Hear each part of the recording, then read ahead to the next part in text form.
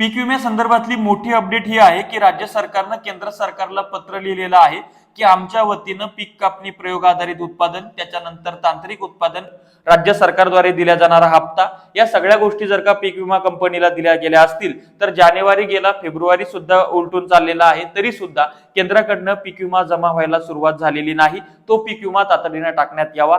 मात्र जे गौड बंगाल बाबा आहेत, ज्यांचं नाव आहे केंद्रीय कृषी मंत्री शिवराज सिंग चौहान, बोलाचा भात बोलाची कडी, ज्या पद्धतीने पंतप्रधान महोदय फेकतात अगदी त्याच पद्धतीने शिवराज बाबा सुद्धा फेकायला लागलेले आहेत का, असा प्रश्न निर्माण झालेला आहे। त्यानंतर मुख्यमंत्री महोदय म्हणाले होते की 17,500 प्रमाणे शेतकऱ्यांच्या खात्यामध्ये विमा जमा होणार, तर ते महोदय जे बोलले होते ते डॅमेज कंट्रोल करण्यासाठी आणि 32,000 करोड ते अतिवृष्टीचं पॅकेज होतं त्याचा आकडा वाढवण्यासाठी बोलले होते।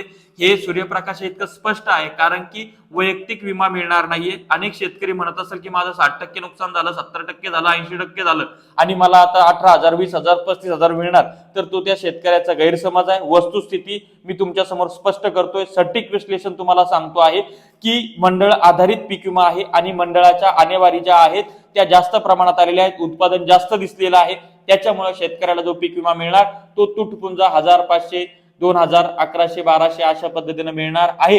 आणि हीच सूर्यप्रकाशाची इतकी स्पष्ट परिस्थिती आहे आणि शेतकऱ्यांच्या चळवळी मोडून पडल्यात, शेतकरी नेत्यामागे कोणीच जात नाही, त्याच्यामुळे शेतकऱ्याचे हाल आहे।